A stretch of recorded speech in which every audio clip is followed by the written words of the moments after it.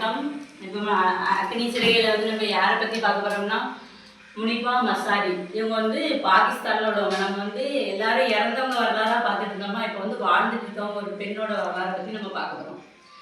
Muniba Mazzarri வந்து பாகிஸ்தானில் உள்ள எங்கே பிறந்திருக்காங்க, பலோச் என்ற இடத்துல வந்து பிறந்திருக்காங்க. 1887 மார்ச் 3ஆம் தேதி பிறந்திருக்காங்க. 18 வயசுல இவங்க பள்ளி படிக்க முடிச்சிட்டாங்க. முடிச்ச உடனே இவங்க வந்து அந்த பலோச் அப்படிங்கிறது வந்து ஒரு கிராமம் மாதிரிமா. இப்போ நம்ம அம்மா சொல்கிறோமே ஒரு கிராமம் மாதிரி தான் சொல்லணும். இப்போ அப்பா சொன்னால் கேட்கணும், அம்மா சொன்னால் என்ன கேட்கணும், அதை என்ன இருக்கணும். அது மாதிரி பாகிஸ்தானாக இருந்தாலும் வந்து அவங்க சொல் பேச்சு கேட்கணும். அப்படின்னா 18 வயசுல வந்து அவங்க அப்பாவுக்கு வந்து கல்யாணம் முடிச்சு பார்க்கணும் நம்ம பொண்ணுக்கு அப்படின்னு ஒரு ஆசை. அப்போது இவங்களுக்கு வந்து இவங்களோட லட்சியம் என்னென்னா ஆர்டிஸ்ட் ஆகணும். ஆர்டிஸ்ட் ஆகிறது தான் நம்மளோட லட்சியம் அப்படின்னு இருந்திருக்கு. படம் வரைவாங்கலாம், படம் வரைகிறது அதுதான் நம்மளோட லட்சியமாக இருந்திருக்கு. அதுக்கப்புறம் வந்து அதே மாதிரி வந்து அப்பா சொல்லிட்டாங்களே அப்படிங்கிறதுக்காண்டி இவங்க கல்யாணம் முடிச்சுட்டாங்க. சரி நம்ம அப்பா நீங்கள் ஆசைப்படுத்தீங்களா உங்கள் விருப்பம் அதுதான் நானும் கல்யாணம் முடிச்சுக்கிறேன் அப்படின்னு சொல்லிட்டு கல்யாணம் முடிச்சுட்டு கல்யாணம் முடிஞ்ச உடனே இவங்க திருமண வாழ்க்கை இவங்களுக்கு நல்லா அமையலை. இவங்க கணவர்கிட்ட வந்து இவங்க ரொம்ப அன்பு பாசம் வச்சுருந்தாங்க. ஆனால் அந்த அன்பு அங்கேருந்து கிடைக்கல. அவர் கணவர் வந்து முழுமையாக அவளை வந்து புரிஞ்சுக்கிடவும் செய்யலை, அன்பும் செலுத்தவே இல்லை. ஆனாலும் இவங்க என்ன பண்ணியிருக்காங்க, நம்ம அம்மா அப்பாவுக்கு வந்து நம்ம போய் சொன்னோம்னா இவங்க நல்லா வாழலையே அப்படின்னு நினச்சிருப்பாங்க அப்படின்னு சொல்லிட்டு அதையும் சமாளித்து கடந்து வாழ்ந்துட்டே வந்திருக்காங்க. வந்துட்டே வரும்போது இவங்க கணவர் கூட வந்து இவங்க வந்து காரில் பயணம் பண்ணிகிட்டு இருக்கும்போது வண்டி ஓட்டிகிட்டே இருக்க கணவர் வந்து டக்குன்னு தூங்கி விழுந்துட்டாங்க. தூங்கி விழவும் வந்து வண்டி ஆக்சிடென்ட் ஆக போகுதுன்னு சொல்லிட்டு கணவருக்கு தெரிஞ்சுட்டு அவர் என்ன பண்ணிட்டாரு, கார் வந்து டக்குன்னு குதிச்சு வெளியில் போயிட்டார். அப்போ இவர் வந்து இவங்க வந்து குதிக்கிறதுக்கு வழி இல்லை. அப்போ வந்து ஆக்சிடென்ட் ஆகி வண்டி பருத்தி அடித்து வண்டி ஒரு பக்கம் விழுந்து இவங்க அப்படியே ஆக்சிடென்ட் ஆகி இருந்த உடனே யாருமே கொஞ்ச நேரம் பார்க்கவே இல்லை. அது வந்து ஒரு கிராமம் சைடுனால நிறைய வண்டிகள் எதுவுமே வரவே இல்லை. ஒரு ட்ராக் மாதிரி ஒரு ஜீப் மாதிரி இருக்குன்னா கடைசியாக ஒரு ஜீப் மட்டும் வந்து இவங்களை கொண்டுட்டு போகும்போது என்னென்னா உடம்புல உயிர் இருக்கிறதெல்லாம் தெரியுதா, எலும்புகள் நொறுங்குறது அவளுக்கே தெரியுதான். எலும்பு வந்து கடக்கு முடக்கு நொறுங்குதான், கழுத்து கீழே வந்து உணர் மட்டும் இருக்கான்னு எல்லாரும் பேசிட்டாங்களாம்.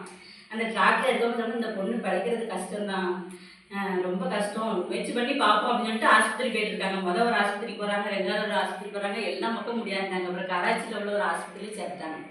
சேர்க்கும் போது அவங்க என்ன பண்ணியிருக்காங்க, உடம்புல பூரா என்னென்னா அந்த நட்டு இருக்கலாம், அதுதான் இவங்களுக்கு அயன் லேடி சொல்லுவாங்க. பூரா இரும்பு நட்டை வச்சு இது பண்ணி போல்ட்டு வச்சு இது பண்ணி வச்சுருக்காங்க. அப்போ முதல்ல ஒரு டாக்டர் வந்து சொல்கிறாராம், ஏமா முனிப்பா அவங்களுக்கு வந்து இன்னும் குழந்தைய பெற்றுக்கிட முடியாது, உங்கள் கற்பப்பை வந்து ரொம்ப சிதைவிட்டு இருந்ததுனால கற்பப்பை எடுத்துகிட்டு சொல்லியிருக்காங்க. அதுக்கு அடுத்த நாள் என்ன பண்ணியிருக்காங்க, உங்களுக்கு எலும்பு பூரா நொடிஞ்சிட்டு அதனால் உங்களுக்கு வந்து திரும்ப வந்து படம் வரையவோ எதுவும் செய்ய முடியாது அப்படி சொல்லியிருக்காங்க. அதுக்கு அடுத்த நாள் என்னென்னா நுரையீரல் கல்லீரல் நல்லா கேட்டுக்கோங்க, நுரையீரல் கல்லீரல். நுரையீரல் நல்லா இருந்தால் நல்லா சுவாசிக்க முடியும், எல்லாமே பாதிச்சுட்டு பாதிக்காத உறுப்புகளே இல்லை. கழுத்துக்களே எல்லா உறுப்பும் செயல்கிற மாதிரி ஒரு நிலையிலாயிட்டு 2 காலும் நடக்க முடியாமல் இருக்குது. அப்போ இவங்களுக்கு ரொம்ப இதுக்கு பிறகு நம்ம ஏன் உயிரோடு இருக்கணும், இது எல்லாமே போயிட்டு நம்ம ஏன் உயிரோடு இருக்கணும் அப்படின்னு சொல்லிட்டு இவங்க அழுதுருக்காங்க. இவங்க அழும்போது இவங்க அம்மா வந்து சொல்லியிருக்காங்க, நீ அழாத, நீ உயிரோடு இருக்கன்னா அதுக்கு வந்து ஒரு காரணம் கடவுளை வச்சுருப்பாரு, தைரியமாக இருக்கணும், வந்து நீ உன்னால் ஏதாவது ஒரு சாதிக்கணும் அப்படின்னு சொல்லி கடவுளை வச்சுருப்பாரு, நீ வந்து இதுலேருந்து மீண்டு வரணும்.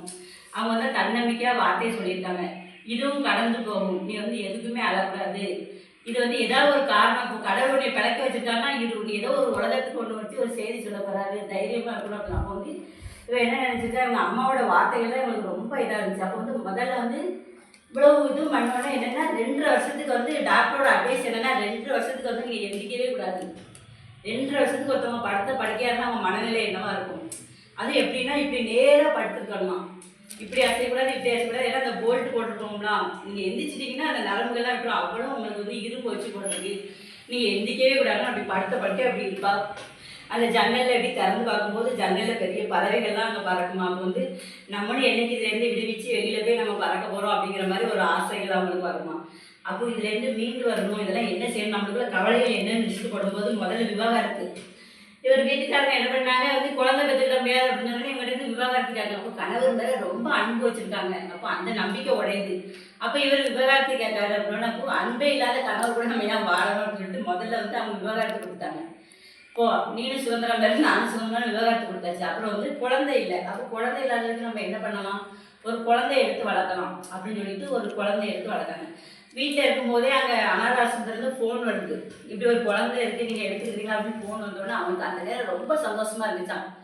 எனக்கு கர்ப்பப்பையிலேருந்து நானே ஒரு குழந்தைய பெற்றுக்கிட்ட மாதிரி என் மனசு ரொம்ப சந்தோஷமா இருக்கு அப்படின்னு அவங்க வரலாறுல சொல்லியிருக்காங்க. அப்புறம் ஒரு பையனை எடுத்துட்டு வந்தாங்க, எப்படிலாம் மீண்டு வராங்க பாருங்க கஷ்டத்துக்கு. அதுக்கப்புறம் அந்த பையன் படிக்கிற ஸ்கூல்லேயே வந்து இவங்க ஒரு ஆசிரியரே சேர்ந்தாங்க. 2 வருஷத்துக்கு பிறகு எந்திரிச்சிட்டாங்க. வீல் சேரில் எப்படியே போய் அதிலே ஒரு ஆசிரியராக சேர்ந்துக்கிட்டாங்க. அப்போ வந்து இவங்க வந்து தன்னம்பிக்கை ஸ்பீச் நல்லா பேசுவாங்க.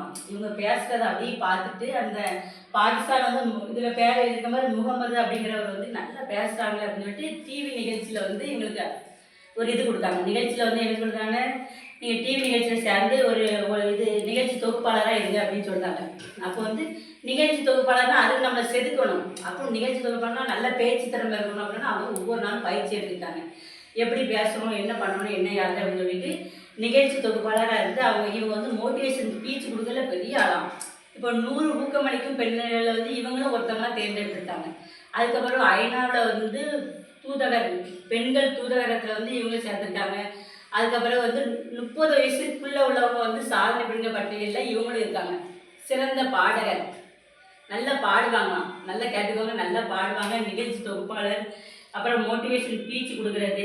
இப்போ வந்து இவங்களுக்கு தெரியாதவங்களே யாருமே கிடையாது. இப்போ இவங்களே வந்து தன்னம்பிக்கையாக எப்படி இருக்கணும் இவங்க வாழ்க்கையை வந்து இவங்களே சொல்லியிருக்காங்க. நாங்கள் வந்து யாருமே கவலைன்னு வந்துச்சுன்னா, ஒரு கஷ்டம் வந்துச்சுன்னா அதுலேருந்து மீண்டு வர்றதுக்கு வழியை பாருங்கள், அதுக்குள்ளே முங்கி போடாதீங்க. உங்களுக்கு வந்து உடல் உறுப்புகள் கடவுள் கொடுத்துருக்காரு, என்னாலே மீண்டு வந்து இவ்வளோ இது நான் செய்கிறேன்ல, அப்போ உங்களாலே முடியும் அப்படின்னு சொல்லிட்டு இவங்க இன்னும் வாழ்ந்துட்டு தான் இருக்காங்க. இவங்க இன்னும் 38 வயசு தான் ஆகுது, இவங்க இன்னும் வாழ்ந்துட்டு இருக்காங்க. இவங்க இப்போ வந்து வேறு கல்யாணம் முடிச்சுக்கிட்டு இவங்க வாழ்க்கை நல்லபடியாக போகுது. அப்போ நம்மளுக்கு உடம்புல எல்லா பாகமும் இருக்குது, நம்மளும் இவங்களை மாதிரி நல்லா உடச்சி முடியும். ஓகேவா?